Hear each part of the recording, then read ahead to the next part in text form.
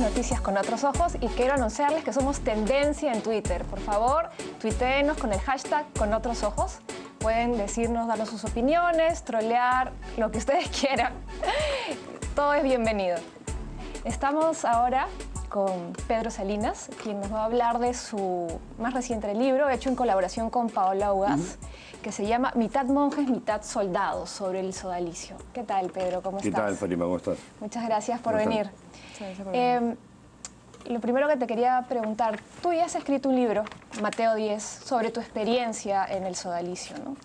Luego de ese libro, ¿qué te motivó a seguir la investigación, a profundizarla para llegar a Mitad monjes, mitad soldados? Ya, a ver, te cuento así en breve la historia de Mateo 10, que metaforiza mi transición por el sodalicio, que es un movimiento católico peruano bastante radical, ¿no? Y escribí esa novela un poco con el propósito, dos propósitos.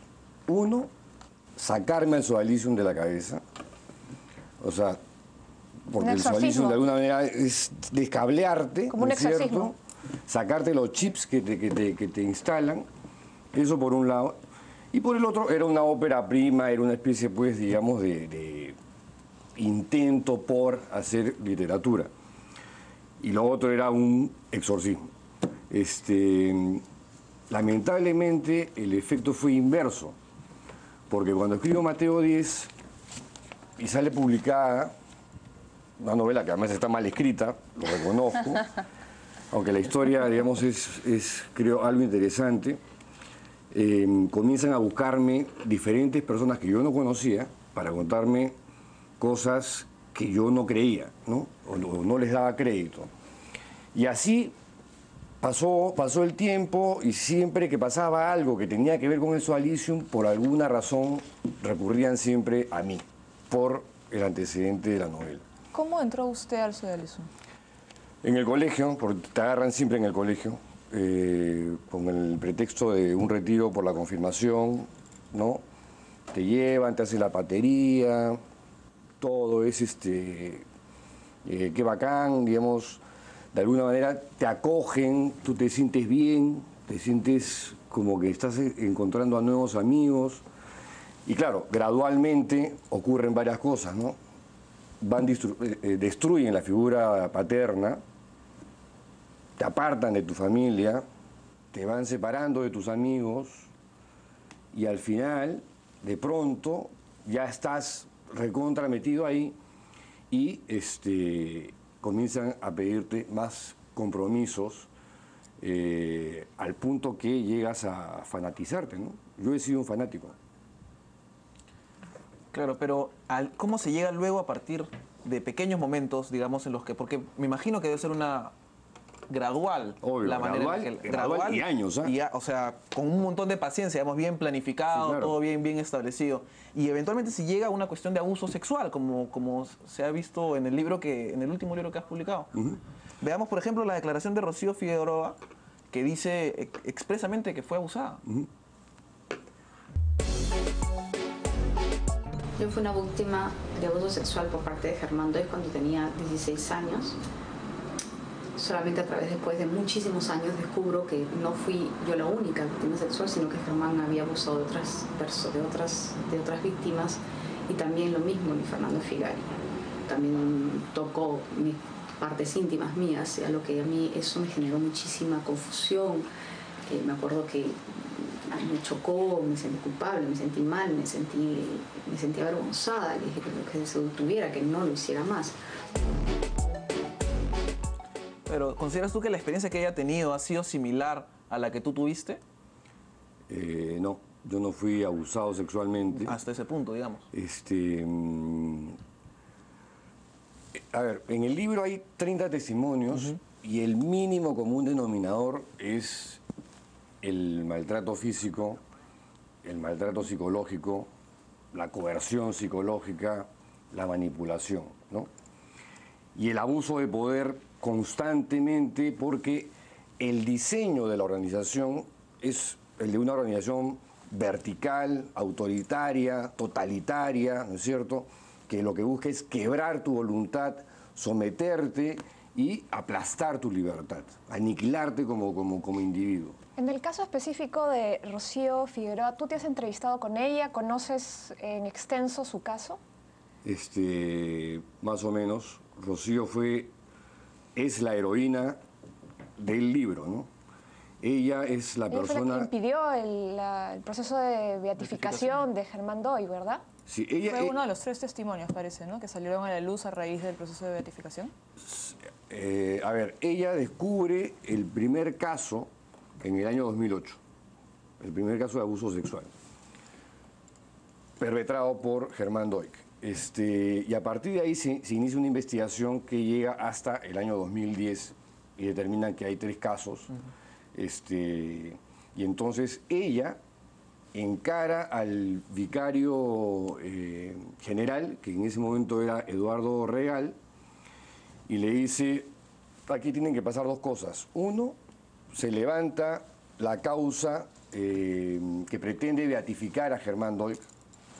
Y 2, Luis Fernando Figari tiene que renunciar al cargo de superior general porque alguien tiene que asumir la responsabilidad. O sea que no fue por motivos de salud como se comunicó en su momento. Hasta donde tengo entendido, Luis Fernando Figari goza de muy buena salud, ¿no? Y anda viajando de Roma a Lima, España, digamos, según su ficha de inmigraciones. Pero lo que ocurre es que, claro, levantan la causa de Germán Doig, pero no dicen por qué. Simplemente dicen que Germán no había alcanzado las virtudes heroicas. Sí, el comunicado me parece que lo sacó el 2011, el Sodalicium. ¿De qué, perdón? El comunicado cuando salió a la luz el caso de Germán Doig. Sí. El Sodalicium me parece que dijo que había traicionado a Dios y le prohibieron el culto de la fe cuando sacaron el comunicado del 2011. Si sacaron un comunicado obligados por la presión de la prensa, porque ellos querían dejar la cuestión, como te digo, en que Germán ya no va a ser beato, ¿no es cierto? Ya no se iba a continuar con el proceso de beatificación, que en realidad era un papel que habían presentado al Arzobispado de Lima y eso tenía un trámite a posteriori para que suba a Roma. Pero habían pasado 10 años de ritos, liturgias, entregaban estampitas, le rezaban a Germán, pedían gente que se habían pedido favores o milagros, lo comunicaran en tal sitio para darle más argumentos al tema de la beatificación, pero siempre querían dejar el tema en que Germán no había alcanzado las virtudes heroicas y punto. Lo otro simplemente lo querían enterrar. Sobre la renuncia de Figari simplemente dicen porque estaba mal de salud. Bueno, ahora vamos a escuchar un testimonio de violencia física denunciada por Martín López de Romaña. A mí me pegó 2 veces. ¿Qué te hizo? Una vez me metió un puñete en la nuca porque no había aplaudido en una reunión apostólica que habíamos hecho donde todos cantaban y había que aplaudir y yo no aplaudí. Y otra vez me pegó muy fuertemente con un libro grueso en la cabeza, entre otras situaciones. ¿Tú conociste personalmente a Figari? ¿Y tuviste en algún momento alguna experiencia de este tipo con él? ¿Notaste algo raro en su forma de ser? En materia de violencia física, sí, también a mí me quemó el brazo, ¿no? ¿Por qué? Un día llegó en San Bartolo hay casas de formación. Yo fui parte de la primera jornada que llegó a estas casas de formación, que eran 2 en ese momento, y éramos en total casi, éramos como 20 sodálites en total, más o menos. Y un día llega Luis Fernando Figari con un sodálite aspirante que pretendía entrar a vivir en comunidad, y Figari tenía todo este discurso de que si quieres entrar a vivir en comunidad, pues tienes que soportar el rigor físico, el tema de la obediencia, las órdenes absurdas, y patatín, patatán, ¿no? Y en una de esas, para demostrarle a este sodalite aspirante cómo es la cosa por dentro, agarra y le dice a uno, Rafael, anda a la cocina, tráete una caja de fósforos y una vela. Y Rafael, obediente, va, trae los fósforos y la vela, prende, y Luis Fernando agarra la vela y dice, Daniel, ven para acá, remángate la camisa y pon el brazo sobre la flama, ¿no? Y Daniel, con cara de póker, va aguantando, ¿no? Hasta que Luis Fernando dice, suficiente. Y de pronto dice, Pedro, pon el brazo sobre la flama. Y yo, por supuesto, me acerqué igual con cara de póker, porque había que demostrar, digamos, que éramos rudos, éramos superhombres, ¿no? Éramos una suerte de élite, de comando, de Dios, ¿no? De Delta Force, éramos los X-Men de Figari, ¿no es cierto? Una cosa por el estilo. Y puse también el brazo.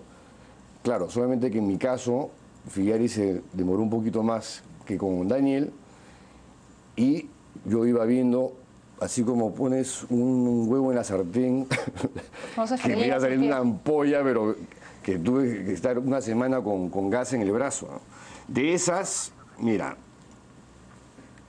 ¿Tienes cicatriz todavía? ¿Ah? ¿Tienes la cicatriz todavía? No, no es una cicatriz, es una ampolla. Una ampolla que había quedado. Pero además, ese tipo de organizaciones o formas de acercarse a los jóvenes suelen también apuntar, por ejemplo, en el caso de Sodalicio, a sectores A y B.